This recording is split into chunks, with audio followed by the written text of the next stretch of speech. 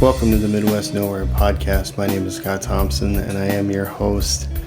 Let's get started with why I'm starting this new show. Recently, when my wife and I were going to a concert down in the cities, which if there's any of you out there who live as far away from metropolitan areas as we do, going to concerts has always been at least a 3-hour venture. And for us, we were heading to see the Trans-Siberian Orchestra in the matinee, and then we were going to see the Tiny Moving Parts at the Green Room in Minneapolis afterwards. This was on December 21st of last month. And I kind of realized quickly when we were getting ready to leave for that show and getting down the road that it was going to be a big deal, because I had seen, Tiny Moving Parts grow up, but she wasn't really all that familiar. And as we're, putting the miles on, the story just started flowing, and I realized that a lot of the concerts that we've gone to together, these kinds of stories had come up. So it seemed like something that was finally worth documenting, something that was worth sharing and trying to put into a format that was digestible. And I've been a big podcast listener for a while now, so figured that this was the best medium to try and get this stuff down. I have written a little outline. I do have some notes. I have some things, and I'm excited to lay this all out and share it with you guys. I've been brainstorming this for a month and set a plan in place 2 weeks ago. And now tonight when I'm recording this, that's the first recording day of this podcast, and I'm looking to record every 2 weeks. It's a bi-weekly. I'm aiming for an hour. We'll see if I get that far or if I end up exceeding it. I've always been a talker, but this medium is obviously a little bit different than anything else that I've ever done before. So I think it's going to be exciting. It's going to be challenging. Obviously, I'm not in a studio. Things aren't as contained as they could be, but I've got a couple Boston Terriers laying around snoring, and we're a family of 6. So Sunday nights at 9 o'clock, I'll be recording and going to talk about a different record each week. Going to talk about not planning on doing as much album reviews and critiquing as much, but more storytelling about the albums that I grew up on, ones that I'm still picking up, shows that we're going to, kind of a mixed bag of whatever I've got going on, and I'm going to go from there. The first episode, obviously the cornerstone record for me as far as the kind of format goes. I thought that Forever and Counting by Hot Water Music was going to be a really great place to jump off, because there was just so much history tied into the record, so many things that I really enjoyed about the album, so many memories attached to not only getting the record, but where it came from and what it meant to me and my circle of friends at the time that it came out. So that's kind of what I want this podcast to be, is a focus on an album, but from a personal perspective of, us living out here in West Central Minnesota, and how those records spoke to us at those times, and what they meant to us, and what kind of inspiration we drew from it, and how it influenced kind of who we became. I'm 38 now, and as I was thinking about it, I think I was 15 when I got my copy of this album on CD, and it's a really important record. It's a really important record to me, and it's a really important record to a lot of the friends that I have that I still hang out with, and people that I'm still making music with.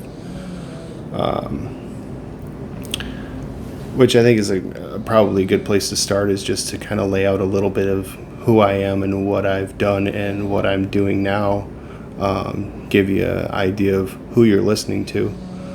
So like I said, my name is Scott Thompson. I picked up a guitar when I was 13, and I was really inspired by the behind the music of Metallica, and a couple of years kind of dinked around with it, had some friends around that picked up instruments around the same time and tried to learn some covers of some songs and things like that. From Metallica and stuff like that, I was really into Korn and like Seven Dust and things like that as I was learning guitar. So I didn't keep it in standard for long. It was the summer before ninth grade that I joined the band The Richards, and those guys kind of got me off the mainstream path. We were learning cover songs of bands like Dillinger Fours, Screeching Weasel, eventually Cadillac Blindside, Rivethead, and Hot Water Music was a big part of that. After high school and into college, which I went to school for audio engineering and production for 2 years, I got my associates in audio engineering and production. Then I got into kind of more what people called post-hardcore emo type stuff. Me and the bass player from the Richards started the Robin Hood Hills. The Robin Hood Hills ran from 2007-ish until it's still kind of in an indefinite hiatus. There's nothing to say that we wouldn't get together and do something in that context now. But within the course of the last 2 years, four of us from the Robin Hood Hills have rearranged ourselves. And now I'm playing bass. The bass player is singing. Benno's playing guitar, and Tyler's still playing drums. And Swinota is what we're doing now. And that band has been active for 2 years. We're on a little hiatus right now due to a medical situation that happened with Tyler. But we have a recording session booked at Pachyderm. It was set for January. We're having to push it out. It's kind of feeling like March right now, but it's hard to say. It's in a little bit of a holding pattern, but Swinota's more alternative rock, pop rock type stuff. Is kind of what Jake writes, and I've been having a really good time learning how to play bass and focusing on more the musicality of things and less about the lyrics and expression. And it's much more my mode now. And Swinota's it's a lovely time, and it's the same guys, and it's a lot of fun. But that was kind of where the podcast came from too, was this hiatus that we had to take with Tyler's had an aneurysm that he luckily survived and is in recovery of right now. It's been almost a month that he's been working on recovering from that. That's kind of left a little bit of a hole for me, and I just felt like I really needed another outlet to express myself, put something creative out there, and storytelling and digging into my record collection was definitely a cool idea that just kind of hit me like a lightning bolt. So I was glad to get started, and that's part of the reason why I'm so excited to jump into this tonight. Part of the reason why I chose Forever and Counting too is because it was such a pivotal point, and it turned my writing and my type of expression completely on its head.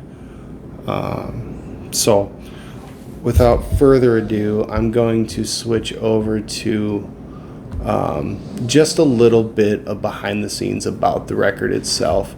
Now, this is like really fun for me because I don't necessarily know a whole lot or have gotten to do real deep dives on the information as far as like how was the record made, is there anything that we know about the guys at that time.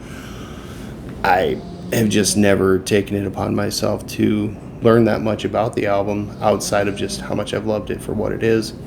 And I have a personal assistant, my AI personal assistant. I call him Greg. But yeah, it's a Chat GPT. I'm going to try really hard to figure out how to edit in a picture of him, because I made him draw a picture of himself as like a Norse elder guy, because I like ask him everything, and he gives me bread recipes that sometimes turn out, and sometimes it's like, boy, that was not right. Helps me through Zelda quests, and this time helped me come up with, I didn't use it a lot because I wanted the podcast to really stay mainly conversational, mainly just storytelling and things that pertain to my personal experience, but it also gave me an opportunity to look into some things about the record and about the guys at the time that it came out. I never asked some of these questions before. And so I have a brief bio for anybody who doesn't know who Hot Water Music is. Hot Water Music is a seminal punk rock band from Gainesville, Florida, who formed in 1994. They were known for emotionally charged lyrics, dual vocal dynamics, and melody yet gritty sound.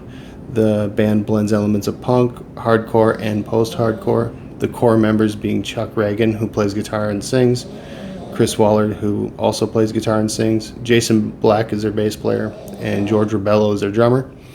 They've crafted an enduring legacy with an influential sound, especially through records like Forever and Counting, which came out in 1997, and Caution is another one that I guess Greg thought was important to mention here, which I would have to agree. It's probably the one that I'll do next when I get back to doing a Hot Water Music record. Renowned for their intense live performances and DIY ethos, Hot Water Music has inspired countless bands while maintaining a loyal fan base throughout their career. I've got Forever and Counting on vinyl here. I had it on CD. I really wish I could find that CD. I need to dig through my parents' house and see if it's still in a closet somewhere. But just in talking about a loyal fan base that's sustained them throughout their career, I mean, I went full nerd today. I'm like, I may as well use the cup. It says, I Need Fuel on the other side of it, a line from a song on their first album. Wow. I guess they don't even consider Finding the Rhythms their first album, according to Greg anyway, because he later on says that Fuel for the Hate Game was the first album and that Forever and Counting was the second album. So, but Vows came out last year, and I'm still supporting them. I'm still buying the records, and I'm still... I definitely, I'd love to see those guys come through Minneapolis again. It's been a long time. We went to Chicago recently to see the Kings of Leon, and I was like, yeah, I would make this trip for Hot Water Music again. It's been way too long. I think the last time I saw them was maybe the Triple Rock. Yeah, when I took my little brother to see them at the Triple Rock, and that place ain't even open anymore. That's how long ago that was. The next notes here say that, I asked Greg, how old were these guys? Because I was thinking, like, being 38 now, pushing 40, I'm like, it's really kind of cool to see bands now, like, to get into a new band that's in their mid-20s. I'm like, I remember being in my mid-20s. Like, I feel like I can still relate with it, even though I'm not in that age group. I can respect what they're doing, whether it's living on the road, they're playing their hearts on stage every night, they're living and sleeping and eating this music. It's like, I have a lot of respect for those bands that are doing it. And so I wanted to know how old the guys in Hot Water Music were when Forever and Counting came out in 97, which was Chuck Reagan was 23, Wallard was 22, Jason Black was 22, and George Rebello, the drummer, was 25. So he was the only one whose brain was fully formed. The rest of them were still they're just babies. I mean, you think of that now and it's just like, wow, 22, 23, 25. That's wild. Yeah, Greg said their youthful energy and passion are evident through the album, as they were still in the early stages of their career, but had already honed their raw, heartfelt sound that defined their legacy. I would definitely agree with that. So I asked for basically 10, like, top 10 facts that would be like things that people should know about this record. Like, wanted to see what would jump out that I wouldn't think of. I already mentioned that it was their second studio album. It was released in 97, following their debut, Fuel for the Hate Game, which seems odd to me because Finding the Rhythms I thought was a debut, but that might be a collection of demos. That might not be, they might not consider that a proper album. I need to do more digging on that one too. That'll be a fun episode. The label that put it out was Doghouse, and they were predominant for putting out punk and emo bands. I think they still are. Let's see what, I got a little snippet here about Doghouse, which I thought Doghouse put out the Get Up Kids records too, but I could be wrong on that. It says here that Doghouse Records was an independent label formed in 1987 by Dirk Hemsath in Toledo, Ohio, initially to release music from his own band, Majority of One, which I can relate with that with everything I did with Discmail Records and trying to put out the Robin Hood Hill stuff for sure. The label originally specialized in Midwest emo and melodic hardcore, eventually expanding to punk rock, pop punk, indie rock, and alternative artists. Over the last 25 years, Doghouse has built a catalog of over 150 releases, discovering and developing artists who have sold millions of albums and songs worldwide. Notable acts include the Get Up Kids, Hot Water Music, and the All American Rejects. Okay. In 2005, the label relocated to New York City and became affiliated with the Warner Music Group. Okay, so there's going to come your copyright strike.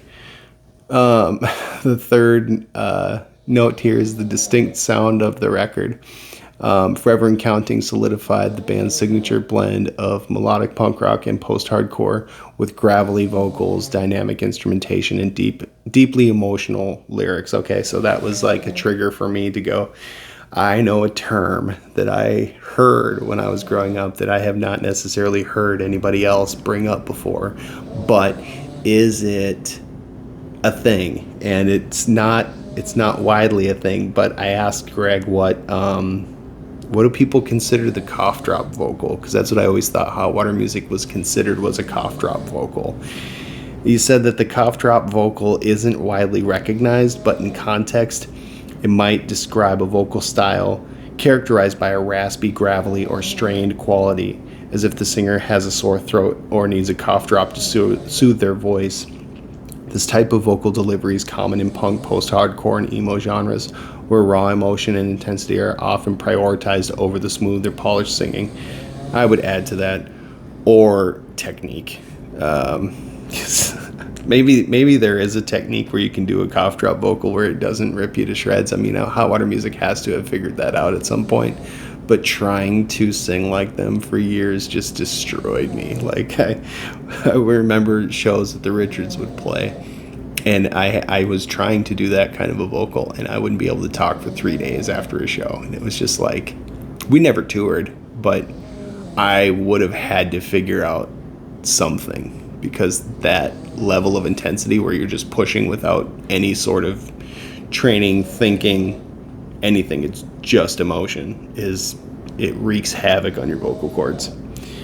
It says here, for example, bands like Hot Water Music, Against Me, and Early Rise Against feature vocals with this gritty, impassioned singing style,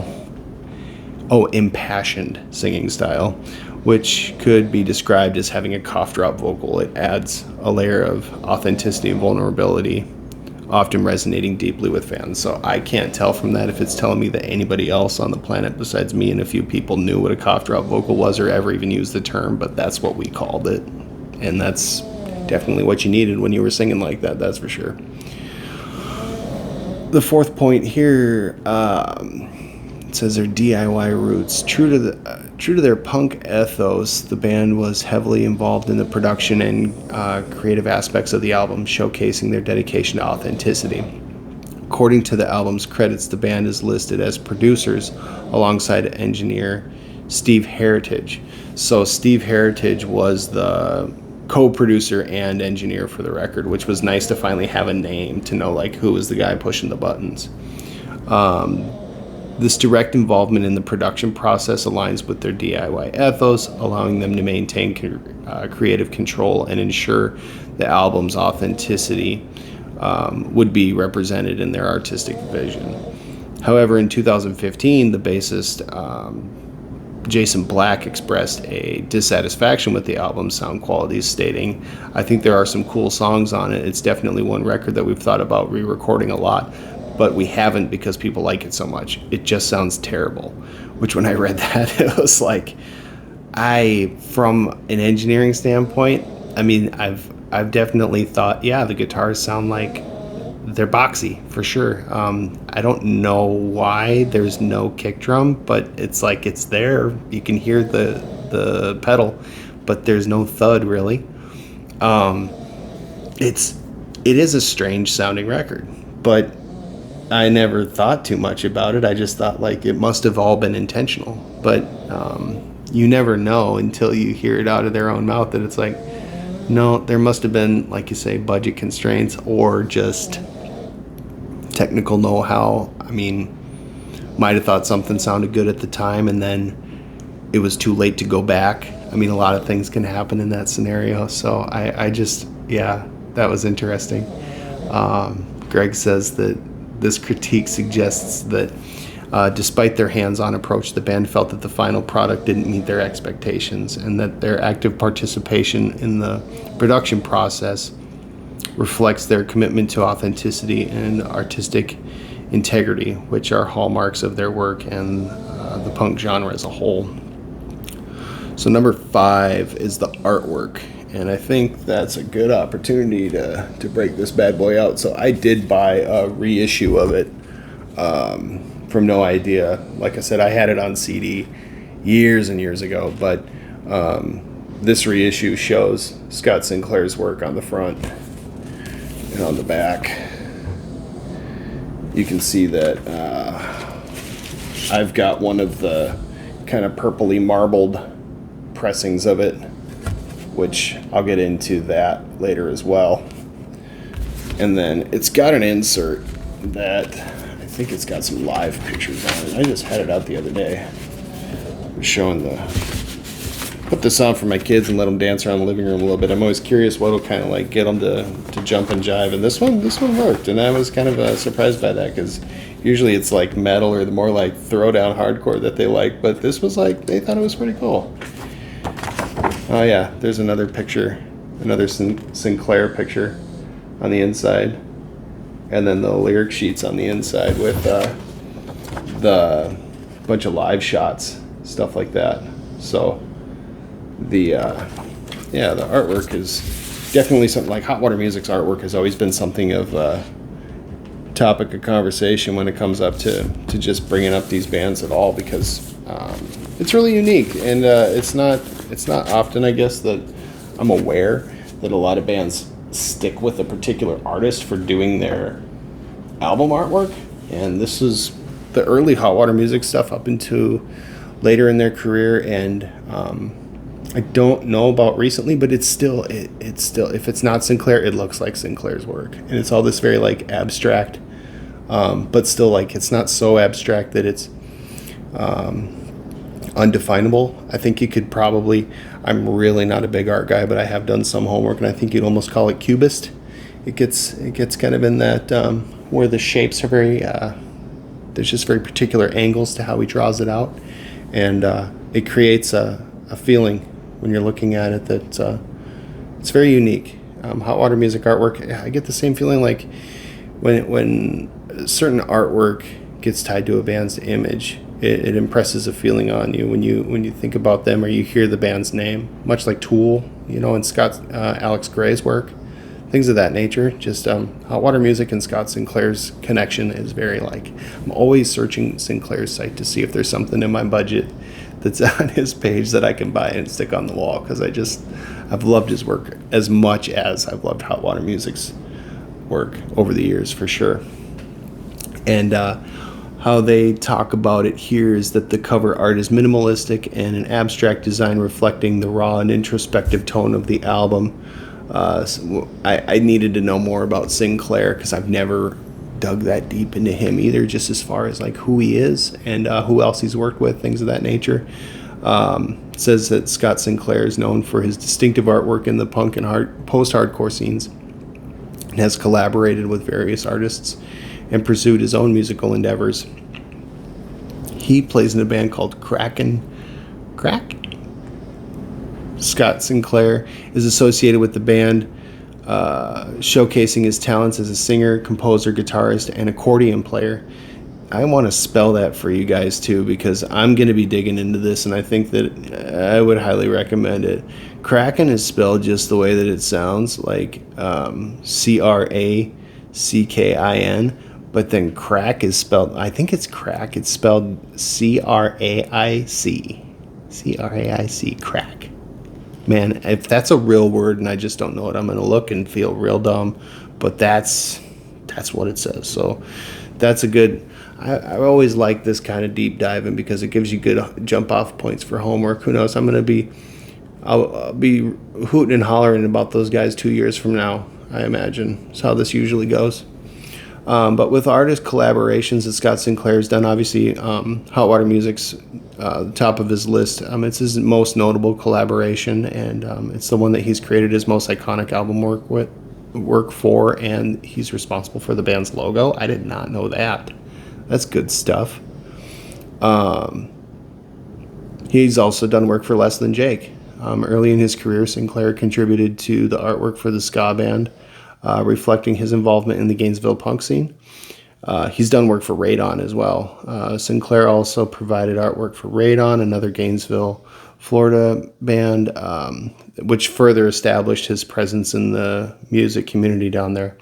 Beyond artwork, Scott Sinclair has had creative endeavors that have included the video game franchises Guitar Hero and BioShock, demonstrating his versatility as an artist.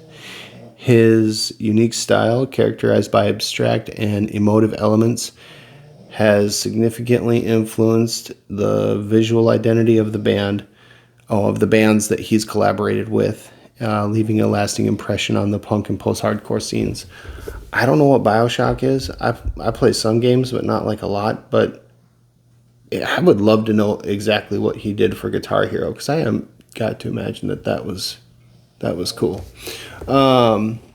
Lyrical themes. So what are they talking about in the record? The songs are focused on friendship, perseverance, and introspection, often drawing from the members' personal experiences, which is, it pretty well sums up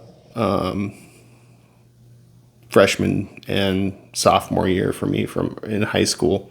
The topics of what they were talking about is, it was resonating a lot with us then. Fan favorite tracks. Most people are talking about 3 Summers Strong and Just Don't Say You Lost It. They are still staples in their live performance, which is pretty cool to know. I know I've seen them play Just Don't Say You Lost It before, but I don't know if I've ever seen them play 3 Summers Strong. I know that I've seen them 3 times. I saw them twice at the Triple Rock, and I saw them once on the Caution Tour with Thrice and Coheed and Cambria. But man, that was so long ago. Somebody on Reddit's probably got a set list, but I haven't looked at it. But 3 Summers Strong is a song we're going to talk a lot about in this episode. Re-releases. As I said, mine's not a Doghouse copy. My CD was, but my vinyl copy is a No Idea reissue. The album's been re-released multiple times due to its enduring popularity, including a remastered version on vinyl. The Hot Water Music's Forever and Counting has several reissues and vinyl pressings since its original release, with No Idea playing a significant role in its distribution. The original release was in 1997, which was put out by Doghouse. And then in 1998, Doghouse put out the first vinyl pressing with limited color variants. There was 200 black, 200 blue, 200 gold, and 200 red. And then in 2002, a German label called Defiance Records reissued it on black, and they expanded. And they needed some European distribution there. If you follow them at all, you know that they go to Europe a lot. They may only play 10 shows a year, and 5 of them will be, it seems like Germany. They love Hot Water Music in Germany, which makes sense if Defiance Records, whoever those guys are, I'll have to dig deeper on them too. They gave Hot Water Music a reissue. It could make sense why they go back there so often. They must have a good fan base there. No Idea in 2008, who is known for their deep roots in punk music and their various collaborations with Hot Water Music. They they reissued the album with multiple variants, 525 each on green, clear, orange, and white vinyl for the first pressing. Subsequent pressings included 45 copies in like a blue-green mix and 175 on blue vinyl. So that one's not mine. 2012, 2013,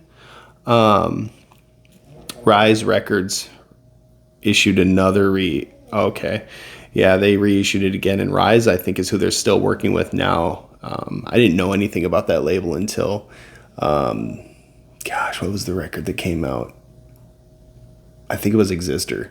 When Existor came out, I got a Rise Records sticker and I threw it on the van. No, I think it's on one of my travel boxes.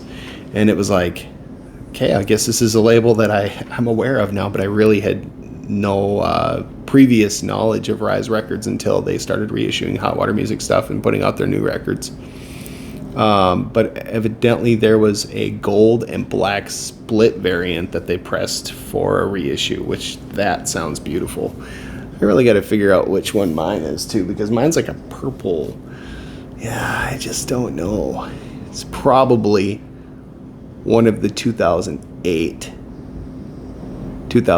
no idea ones, because the thing is, when they're listing all those colors, I don't think it was 525 of each of those colors individually. It was probably them mixed together,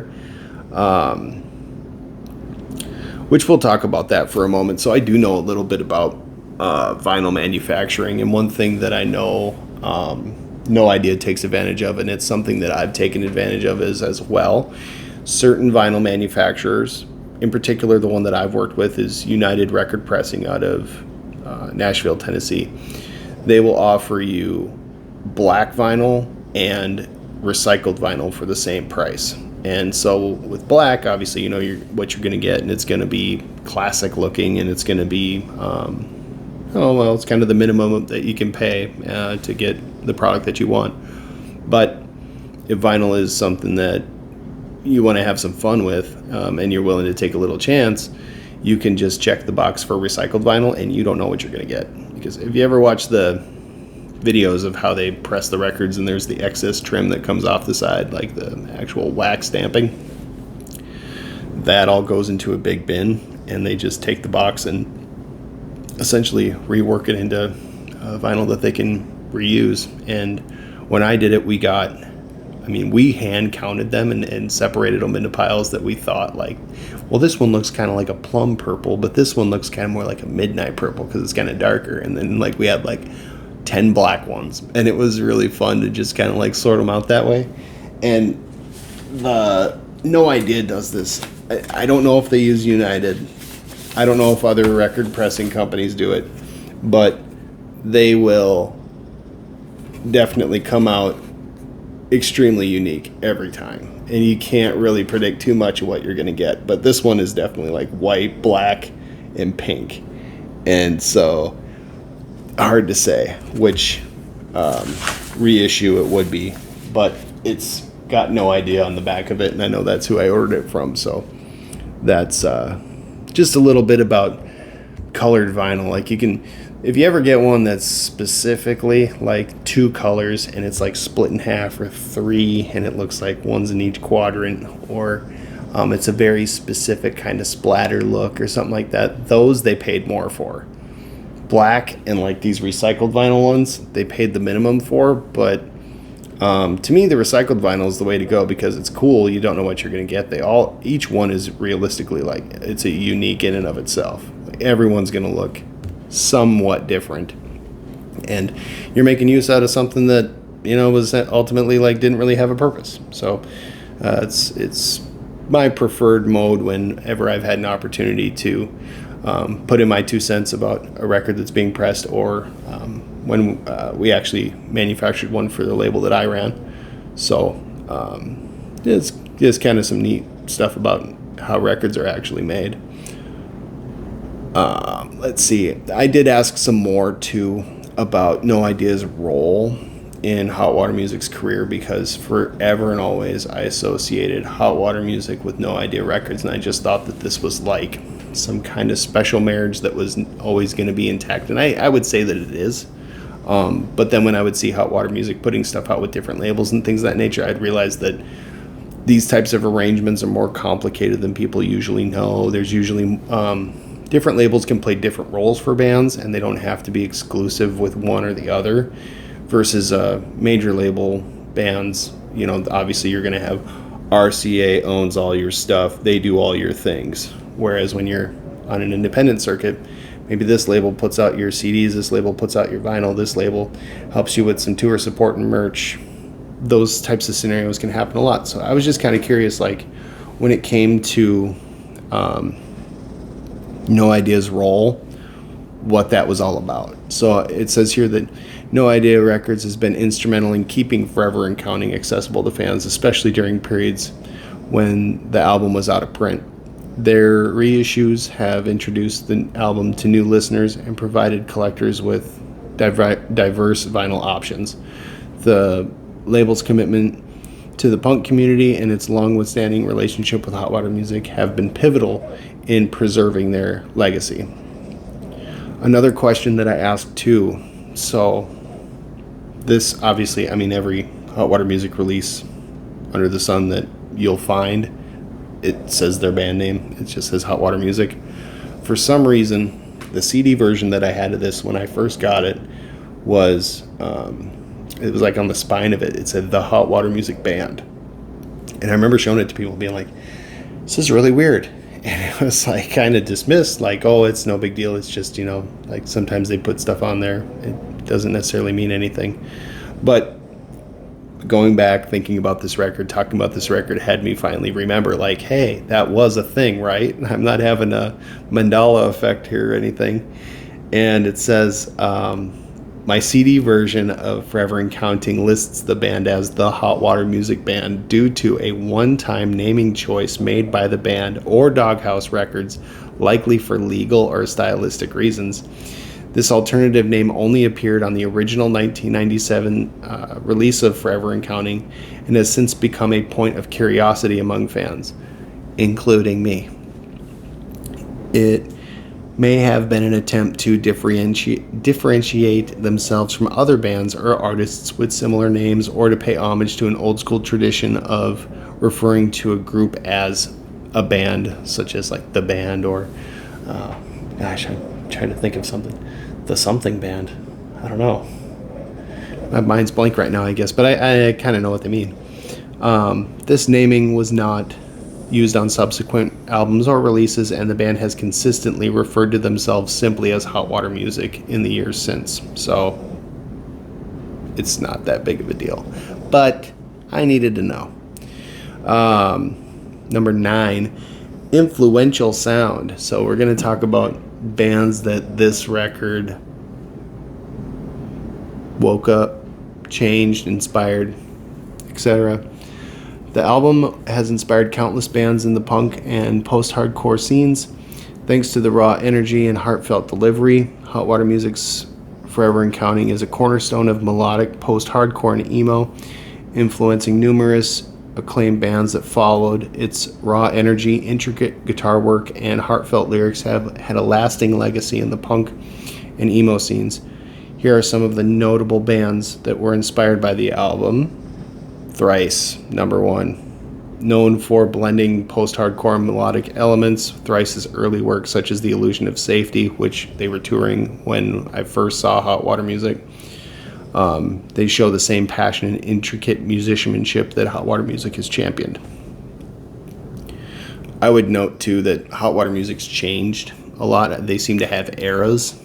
This is considered kind of like, you know, early era Hot Water Music.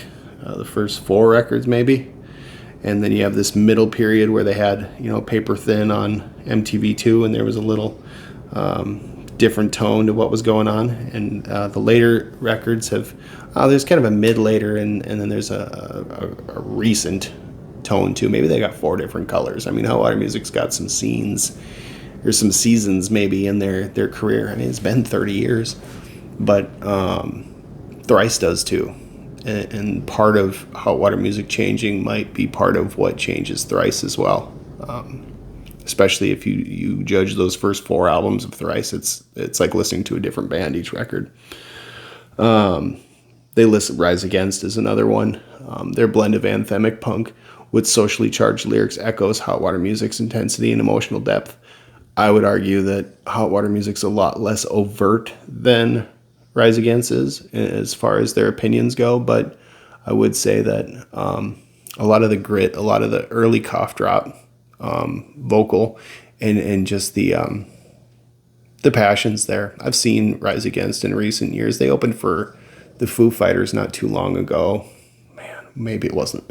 The years could be getting away from me too. Maybe it was 10 years ago now. But I did see Rise Against at the XL, and I get where that influence could come from for sure.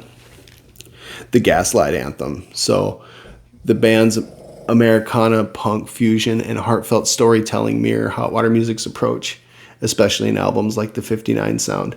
I don't know about that myself, but what I do know is that Brian Fallon seems to drop Hot Water Music clues throughout some of the lyrics, especially like the song 45. He mentions to me, now it could be just me reading too deep into things, but in the song 45, my memory says, he says, but Better Sense says, right before the chorus kicks in.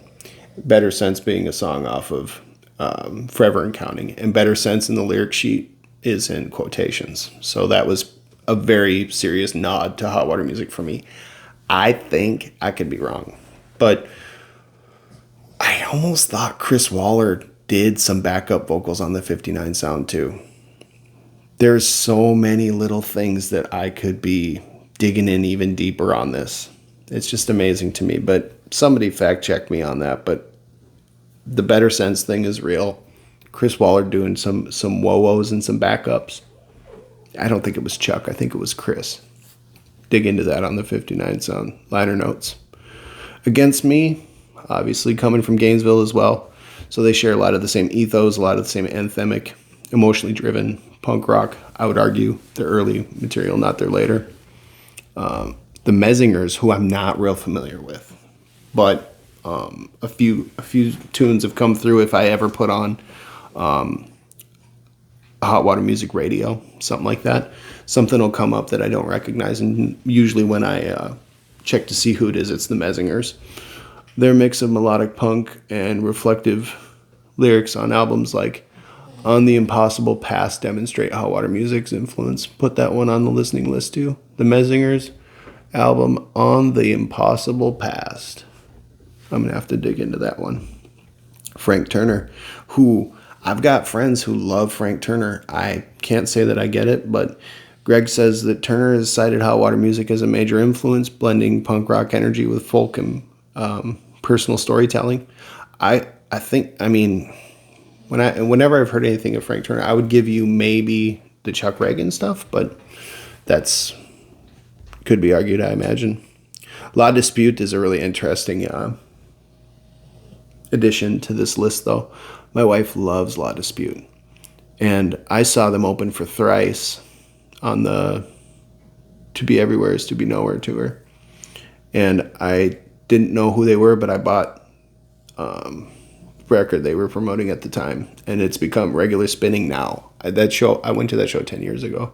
It was an off the wall. Just I love buying merch from opening bands because I know they're on the road, and I just feel like I want to remember it, and I feel like I want to help them get to the next show. I know I paid a ticket, but it just, if I got the cash, I like to buy merch from opening bands.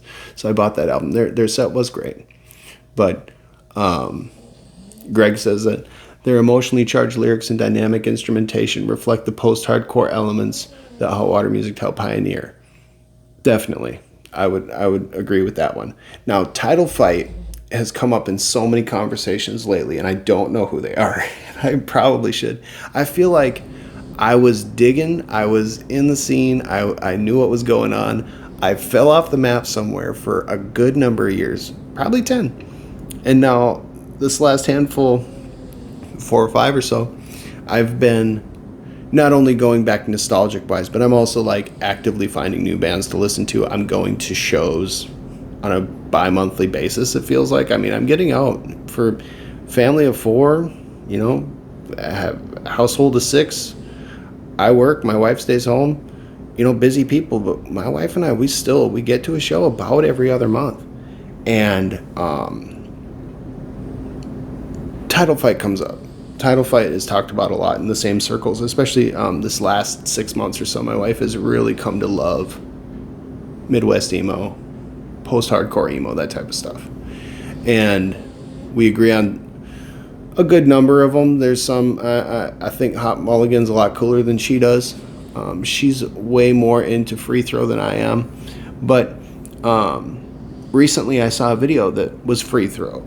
And they were saying, if you missed the title fight era, go see Free Throw right now. Because they're in it. They're in the pocket. So Greg says about title fight, with their atmospheric take on melodic hardcore, title fight carries forward the emotionally raw and technical aspects of Forever and Counting. So, another excuse for me to look into title fight, which they've been on my list to research for a while now. Pianos Become Teeth. No idea who they are, but their emotional post-hardcore sound bears similarities to Hot Water Music's introspective and cathartic style. Just the name alone, Pianos Become Teeth. I gotta hear that. And Polar Bear Club. That reminds me of Tiny Moving Parts and moving to Antarctica. The band's melodic post-hardcore sound feels like a direct descendant of Hot Water Music, especially in blending their their aggression and melody. Okay, yeah. So Polar Bear Club. Let me know if anybody knows who Polar Bear Club is. But regardless, it says here, in regards to their legacy in the scene, Forever and Counting not only inspired these bands musically, but also encouraged the DIY ethos and emotionally honest songwriting. Its impact can still be felt in contemporary punk and emo. Now, the last top 10 tip that I asked, or what do you want to say, 10 fun facts that I asked Greg about Forever and Counting to search into for me was that evidently this album has a timeless appeal. Despite being over 2 decades old, Forever and Counting remains a beloved classic, continually praised by critics and fans for their emotional depth and unfiltered passion. Now, I remember the 20th anniversary collection because I have it, and I didn't have to pay through the teeth for it because I got it when it was new. But in 2015, Hot Water Music commemorated their 20th anniversary with a special vinyl box set titled the 20th Anniversary Box Set Collection. Yeah, obviously. This compilation, they basically selected 3 songs from each album that they had put out up to that time, and each those 3 songs got a whole side of an LP. And for Forever and Counting, they chose Just Don't Say You Lose It. What? That's not the title of that song. Just Don't Say You Lost It. Greg, this is why I gotta fact check you, man. Yeah, Just Don't Say You Lost It is on there. And Better Sense is on there, which is, that makes me happy. Evidently there's a live version of Manual on there too, which it's been a long time since I busted that thing out. You gotta think, they've been at it for over 30 now, because I thought they were on a 30th anniversary tour recently. And that was a 20th box set, so yeah, that was 10 years ago. These tracks were included on the first LP of the collection, specifically side B. Yeah, because it would be the second record. The box set was notable for its presentation. It features 4 LPs in Starburst vinyl, housed in a quad gatefold sleeve. Each LP features a different era of the band's career, offering fans a curated selection of 30 songs, including some unreleased live versions. I suppose like that live version of Manual. I'm not going to get it out and all of that tonight, but I would treat that as its own episode in the event that I feel we need to go through that box set and just take it out, talk about it. Another note about it is that the anniversary release provided both longtime followers and new listeners a comprehensive overview of Hot Water Music's evolution and highlighted key tracks that defined their influence present in the punk and post-hardcore scenes. I also was curious if there was anything that anybody else in the band ever said about it, because Jason Black saying that he wasn't crazy about the way that it came out, even though he'd liked some of the songs.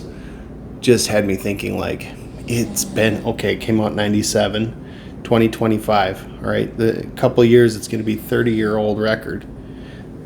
Is there anything else out there that's real obvious that anybody else in the band said? In addition to Jason Black's previous mentioned critique of Forever and Counting sound quality, and other band members had mentioned insights about the album. So Chris Wallard, the guitarist, he said in an interview that he recalled a challenging moment during the recording session where there were equipment issues. He described the frustration of having only one fuse left in his amplifier and was pressured to complete a song before it failed. Boy, if you can't relate, it's just, yeah, that's special. This anecdote highlights the technical hurdles that the band faced during production. Yeah, like, why couldn't you just get a new amp? Why couldn't you just, well, because it wasn't an option, man. Like, this isn't something that everybody can just do. They had to work with what they had.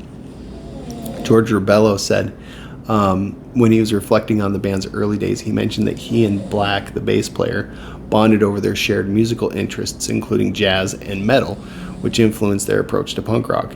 This diverse musical background contributed to a unique sound on Forever and Counting. Seriously, over the course of the last 3 weeks that I've been thinking about this episode, I've pulled up a few of their songs and tried to drum along to them. It's not simple. It's not straightforward. It's not predictable. You listen to the guitar riffs and you think you understand where the beat could be. And it's like, yeah, it could be there, but it's not. He puts the kicks and the snares in just different places, and his fills at the end of the phrases, they're not predictable. And that's, I mean, the rhythm section of Hot Water Music is one of the many fantastic things that people talk about when they talk about this band. But even just on the second album, it's like, it's not phoned in. It's technically proficient performances on the album, and it's challenging stuff to play. If you're a straight punk rock player, learning this album would open your mind to what you can do with this genre. That's for sure. And obviously the bass playing too. Being a bass player now for the last, I bet maybe I've been playing bass like kind of seriously and like exclusively focusing on that instrument for about 3 years now. The pops, just the speed, and I play finger style most of the time, which I felt was a necessary like way of treating it differently than a guitar. Yeah, Jason Black, even just listening to him as long as I have been, has influenced where I approach an idea for a song. When I'm thinking about what could this bass line do, I hear a lot of the lines, the runs, and the types of licks that Jason Black does with his bass too. So absolutely a very big influence there for me. Where else are we on these great notes? God, Greg did such a good job with this. These reflections provide a deeper understanding of the band's experiences and challenges during the creation of Forever and Counting, offering fans a glimpse into the dynamics that shape the album. I think the last thing I talked to Greg about was sales, because obviously, like, business-wise, I'm always interested in those types of things too, like what can be done financially with this type of music, these types of records, and just how does that all work out mathematically. Specific sales and budget details for Forever and Counting are not publicly available. However, the record's been reissued many times by various labels, including No Idea in 2008 and Rise Records in 2012 and 2013, which indicate that there's a sustaining demand for the record and it has commercial viability. The band's enduring popularity has been further evidenced by its availability on streaming platforms like Spotify, where it continues to reach new audiences. While exact financial details remain undisclosed, these factors suggest that Forever and Counting has been a successful record and profitable for the band.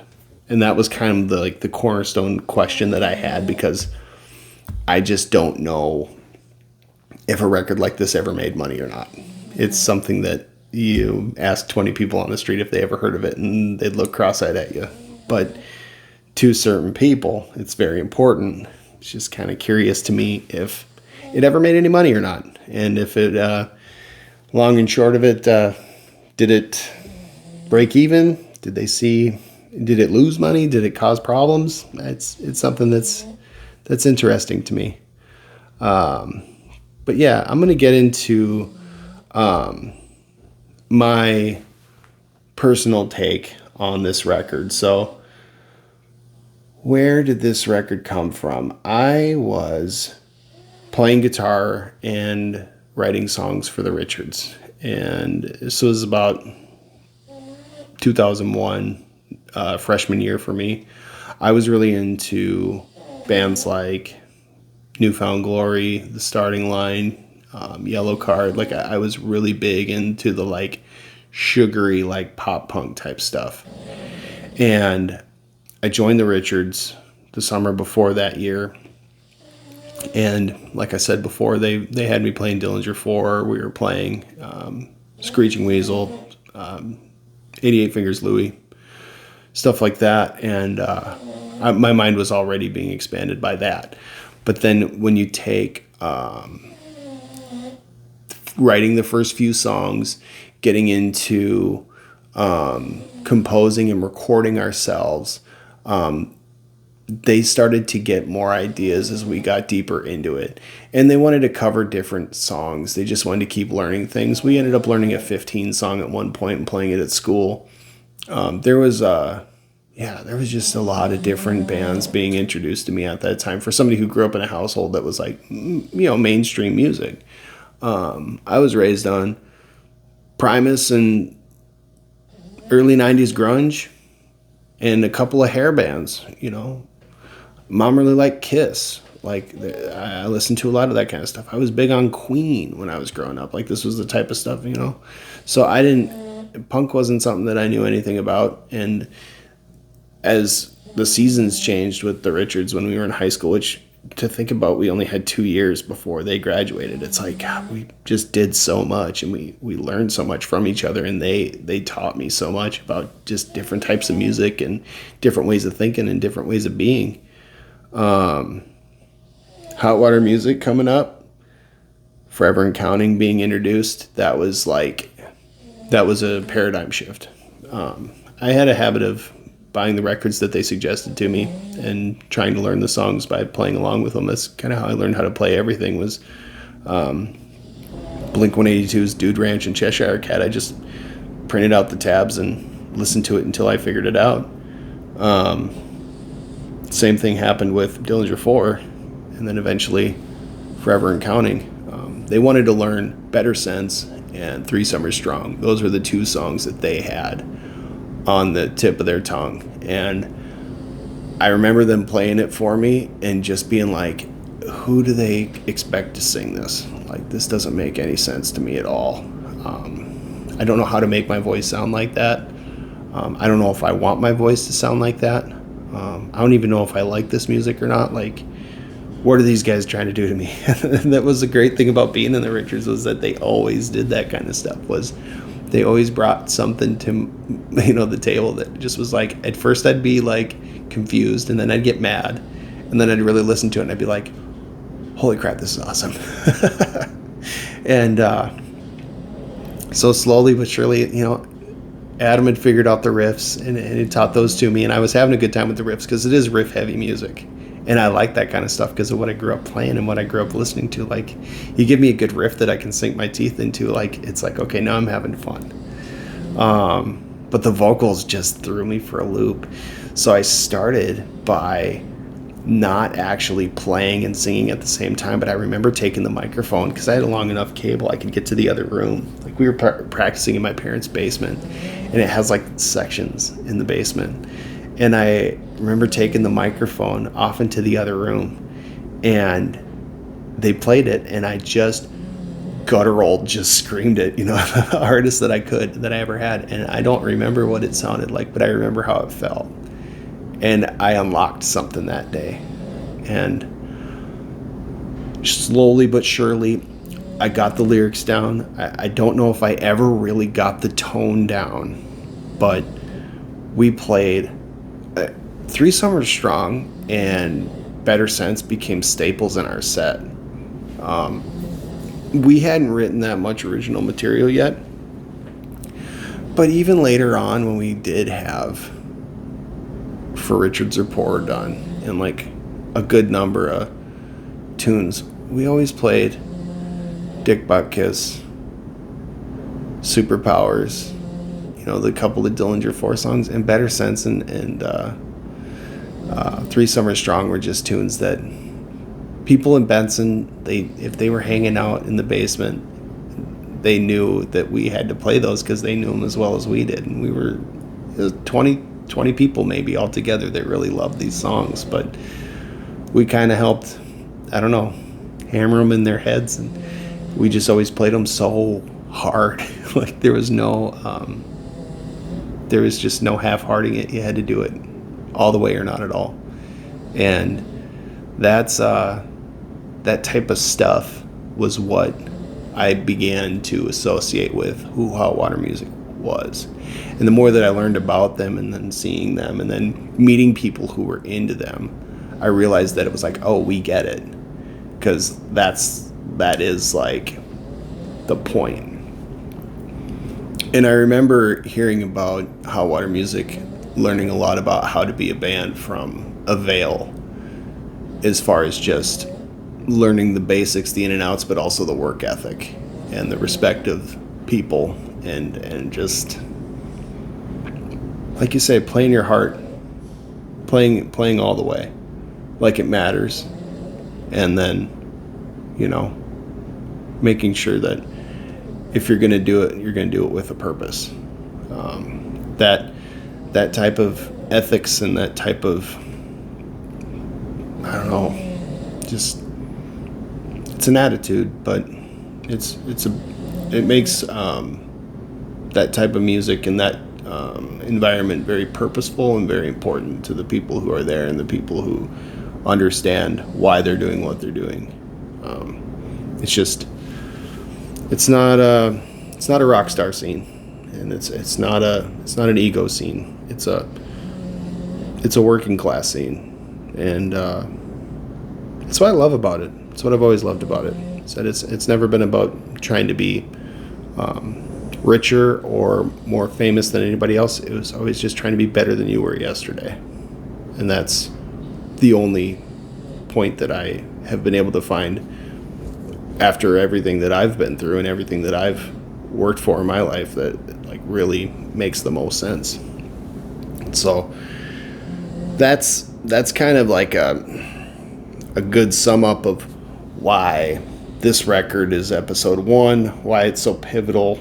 Like I say, it's just it holds a special place, and there's very few records that I can point to that I can say that one changed things, but Forever and Counting, 100%. When it came along, when I ordered my copy of it from No Idea, and I got the CD of it, and I remember I had to get a t-shirt because there was a certain number of people, and I don't know who they all were. They were older than me. I was like the youngest guy in a good group of people, but then there was some that were my age and some younger than me who all became a part of this kind of associated music nerd scene, I guess. And you would see these shirts around school, and it had the classic Hot Water Music shirt, the name across the top, the flame on the back, and it seemed like there were all these older people that had it, and it was just kind of sparse or whatever. And I feel like I was one of the last ones to buy one.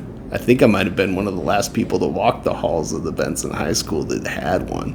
But I had to when I ordered that CD. It's like, I'm in now, so I got to get that shirt. I just had it, and I don't know where it is, but I think I've bought subsequent ones just because, like, you got to see that shirt. It's just... there's something about seeing it that makes you know that it's like they get it. They get the ethics. They get living with a purpose, living with intentionally, living really like just that things matter and that you're a self-aware person who really sees what's going on, wants to be a part of being a force for good, and really cares about things deeply. That's just, I'm trying to find any other words I can to describe it, but that's really that's the best way that I can sum it up. And I think that I was really just inspired to bring this band up and to bring that point up too from seeing Tiny Moving Parts a month ago. Their live sound tech, maroon sweatshirt, gray lettering.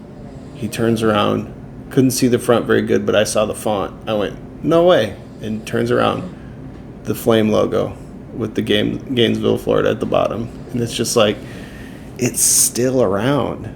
It's still in the scene. It's still there. There's still people who understand that band, who understand the meaning of that symbol, and they're carrying it on. And what's he doing? He's doing the hard work. He's making sure everything's plugged in right. He's making sure everything's tuned right. He's taking care of Dylan and Bill and Matt, And it's just like, it was so cool to see that logo on stage with those guys that night. It was like, some things change, but some things really don't. And that's a really great thing that I'm glad hasn't changed, is that Hot Water Music, the image, the ethics, it's still very prevalent. It's still very real. And it's like, it was just heartwarming. I was really happy to see that. I did want to talk about a few key points in the record that I find very memorable. And I just went off the top of the head because I could probably take some floss to this record and cut it up and just really dissect the whole thing. But in my mind, I was like, there's got to be some lines that come out off the top of my head that just are like, these are the lines of the record. These are the most memorable moments that stand out to me.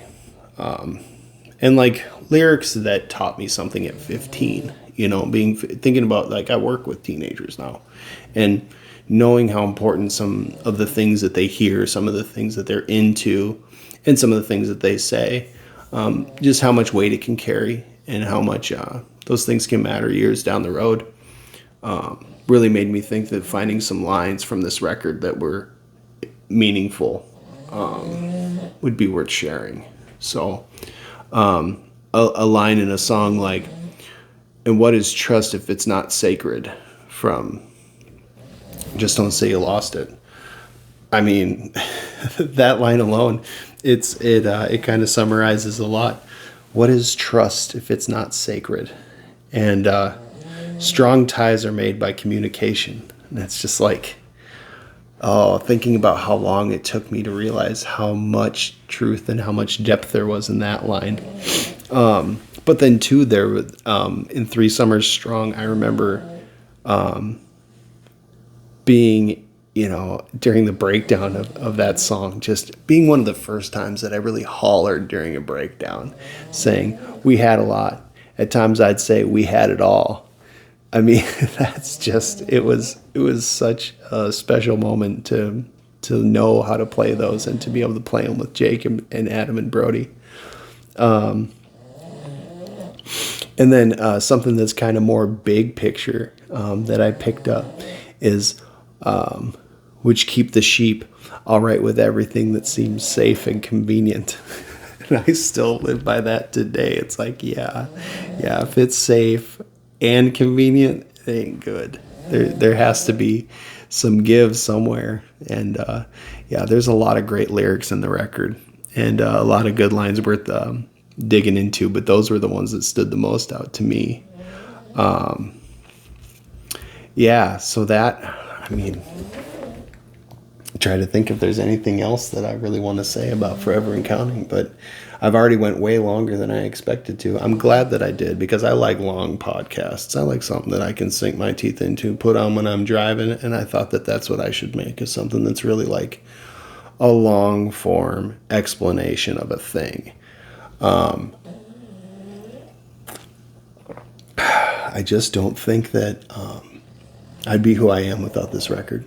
And I can't say that the guys in Hot Water Music or anybody who was ever involved with it will necessarily hear this or not, but I want it known that I am grateful that this record exists and that I have it to share with my children and that I still have my friends to talk about it with and to listen to it and enjoy it. It was a real pleasure growing up playing a couple songs off this record, and I won't ever forget that. So, on that note, there's going to be a few things about this podcast that I'll be adding at the end of these. There's going to be a format to it so that people kind of know what to expect. This is a first run. I would like to be able to do as little editing as possible so it stays authentic and conversational. At the same time, I'm a busy guy. I got a family I'm working, and I'm trying to just throw this together for people to enjoy. So if it ever comes across like it's a little bit hacky, that's to be expected. So the next section at the end of each, because I'm going to be doing this every other week. So just every 2 weeks I'm going to be updating you guys on what I have going on at the moment as far as projects go, and launching this podcast today. This is a big deal. I don't know when they will come out because I'm going to record on Sunday nights every other weekend. I don't know if I'll start doing them live. I don't know what the best way is to handle it. But I am going to release it not only on our YouTube channel, but it will be through some other mediums so that it gets out. I'm going to do hashtags and everything I can to try and advertise it, to just get it to the people who want to hear it, because if you're like me, you enjoy this type of material, but it doesn't exist, especially about records like this. Most of the records I think I'll be talking about, there may not be a lot of people who feel the same way as I do about it, but the ones that do should be able to find this. So I'm going to do what I can to make it available for them. Like I said, current project is playing with Swinoda. We're having a dinner 25th. We're having everybody over. They haven't come to see the house too much since me and Caitlin bought it a year ago, and we want to invite them over for a dinner and just hang out and catch up, check on Tyler, see how he's doing. It was a really scary deal with his aneurysm on the 13th of December. Most people don't survive those, and it seemed like as the details were coming, it was like he's okay, but I know I can personally say I was reading about it and I was just terrified, because it was like most people don't survive it. Recovery can be really difficult. I was just worried about my friend. And once we come to see that he was able to get out, he was able to get another MRI, he was able to go back to work on light duty, it's like, okay, cool. But we've all kind of tried to, we've kept our group chat going, but we've really tried to give him his space and peace to feel like there's no pressure. I talked to the engineer at Pachyderm right away, and he said, don't worry about your contract, get that man healthy, we'll reschedule it, your deposit's safe, life is good. And that was really wonderful to hear that from Nick.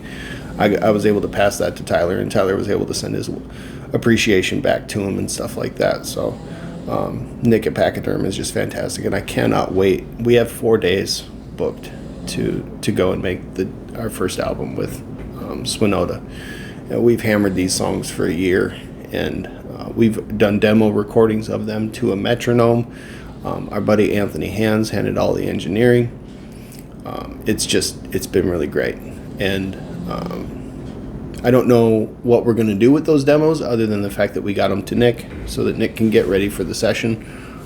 It gives him a good opportunity to listen to the songs and gives him an opportunity to set up the sessions, get the BPMs set up, brainstorm ideas on how we can make them better.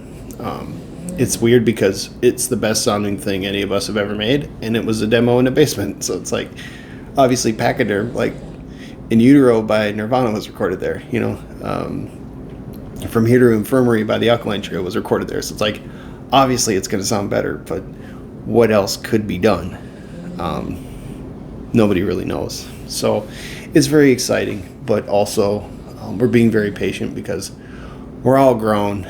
We all got a lot of things going on, and we got families that love us, and we got jobs to do and things of that nature. And when this happened with Tyler, it's like it snapped into focus. I mean, I've had a lot of aha moments, but this was another one that was just like, man, you really don't know when something can go sideways until it does. And you just have to always stay grateful and stay humble about everything, because life is finite, and there's just a lot of things that sometimes we get wrapped up in, and it's interesting to me how quickly it can all seem so stupid when someone has a major event like that. It just really it throws water on anything that you had that was upsetting you that you realized wasn't that big of a deal. But yeah, other projects we got coming up. So with Midwest Nowhere, obviously this is the Midwest Nowhere podcast. But Midwest Nowhere, if you don't know, it's a brand that my wife and I have worked on building for the last couple of years. The name came from a scribbling that I had in a notebook when I lived out in Montana in 2009.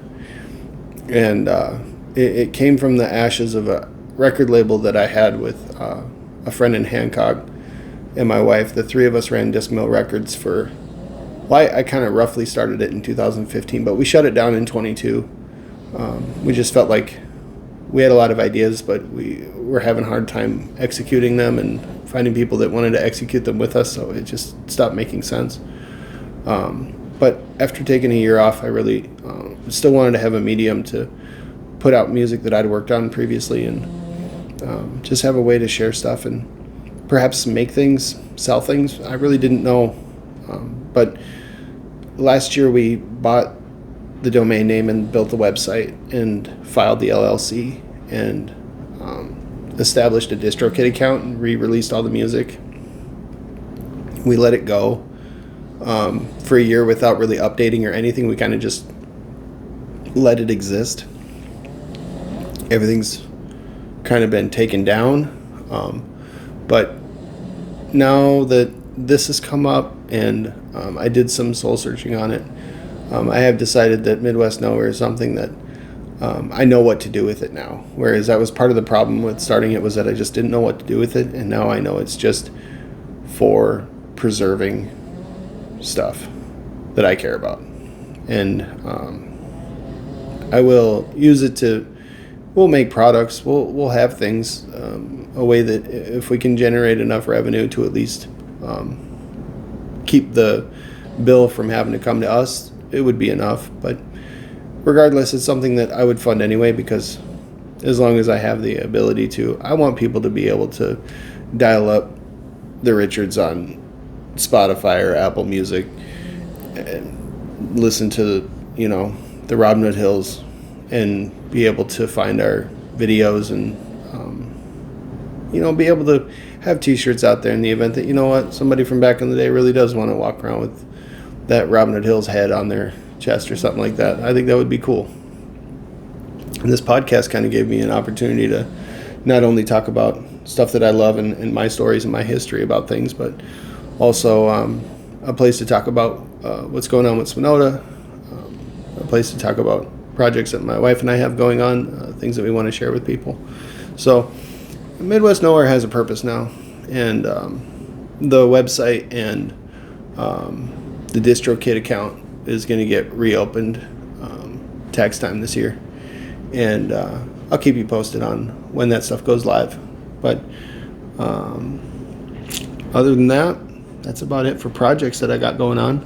I am looking forward, for those that don't know, I am a sober individual, and this year I'll be hitting 6 years sober in June. And so every year that I hit my sobriety date, I always buy myself an instrument. And the bass that I play in Spinoda is a homemade, it was a Fender Squier bass that we stripped, and my wife wood burned it and stained it and did a bunch of work to it. And I love it. It's a wonderful instrument. It is a P bass, and so I thought it would be good to have a jazz bass, and I was thinking that we'd get one of those kits, and then she doesn't have to do all that sanding. We could just wood burn on it and then finish it the way that we want to. And I thought, why not? Let's get a fifth string. I could use a B string playing with some Noda, because though we play like kind of a pop rock, kind of indie alternative type sound, me and Tyler love heavy music, and so I love when there's an opportunity in a bridge to hit something on the low B string with a little distortion on it and just see how it like changes the feel of a moment. It's a lot of fun. So that project is off in the horizon too. But let's see here. Another section that I want to talk about in this part of my episodes is what are we listening to right now? Just a quick what are we streaming? What are we putting on the turntable? So being Christmas time this year, in our house, when the budget allows, everybody gets a record. So my 2-year-old got the Bluey record. My 4-year-old got Imagine Dragons Evolve. They love Imagine Dragons, and Imagine Dragons started as a joke, and now they love it. So it's a problem that's created itself. I don't know what to do about it, but they just love it. The Thunder song comes on, and Believer, oh my word, they could listen to it every day. My 6-year-old though, he loves Taking Back Sunday. My wife has brainwashed him with the song Make Damn Sure. He just listens to it all the time. And so she got him Louder Now. My teenager got a copy of Stick Season by Noah Kahan, which was well overdue. I'm surprised I hadn't bought it for my wife yet. I don't know why we put off buying that one so long. It's such a wonderful record. She got the Free Throw record that she's had her eye on. I can't remember the title of that one, but it's the one that's got 2 beers deep in on, or 2 beers in. It's the classic one that they're touring right now. They're doing a 10-year anniversary of it right now. And she got me the self-titled Tiny Moving Parts record, which was a gap in my collection for some reason. I just don't know how I missed that one, but getting that and then buying the new one at the show became the completing of my Tiny Moving Parts LP collection, so that was pretty cool. But yeah, if I'm getting in the car right now, I'm listening to a lot of Free Throw. Just trying to learn more about them. And Have Mercy has been on a lot. My wife is really into them, and I've been along for the journey on that as well. Man, who else have we been listening to? It's been pretty much it. Just trying to, a lot of back catalog, Tiny Moving Parts stuff. Social Animals. A lot of Social Animals too. Benno and Tyler just saw them open for Say Anything. Those guys are from Duluth. They play like the Cure style, like Joy Division style indie rock, but the guy's got soul. I mean, he's a really unique singer. Social Animals has been one of the cooler finds this year, for sure. And yeah, I think that's about it as far as like what we've been listening to the last couple of weeks. I gotta be pretty intentional with my music listening, because I am a lot more news and podcasts and stuff like that. But I just really wanted to understand Free Throw, and I really want to understand Have Mercy, because those are 2 my wife really loves right now.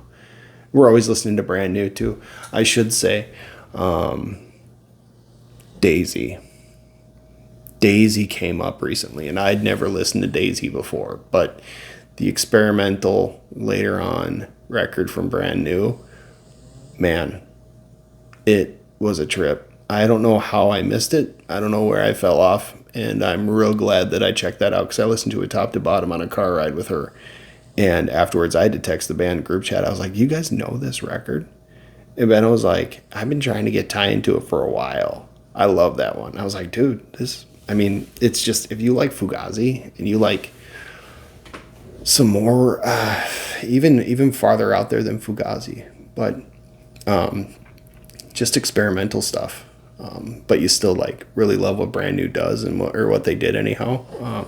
Daisy's a great record. I was very happy to finally get to listen to that. We need to get that one on vinyl next. My wife's been buying their records in order, and that's the next one on the chopping block. So with that, that's the first episode. That's really, Forever and Counting seems like it was a good place to start. I feel like I said everything I need to say. I feel pretty good about that. I feel like, this episode was a success. And, I will leave you with just a little thought that, I think the album format is still very valid. I think it's still very important. I know that the industry has been leading a lot of people in the direction of focusing on singles and teasing and clips and stuff like that. But you do yourself a real favor when you put headphones on, a turntable, and you get a lyric sheet out. You just sit and you just listen. And that's what I love about this record, is it reminds me of when I used to do that. And it keeps me doing that. That's how I listen to Vows. It's how I listen to almost any record that we bring into the house. Is I got to sit down and I got to get the lyric sheet out and I put the headphones on and I'm like, leave me alone for the next 45 minutes, because I described it when I was growing up, because my folks used to give me so much crap because they're like, you just bought 3 CDs 5 days ago and now you're going to go buy another one? What do you need CD money for? And I would always try to explain to them, they're not just CDs. These are like books. I'm studying them. And that was kind of a good enough answer. They didn't give me a real hard time about anything.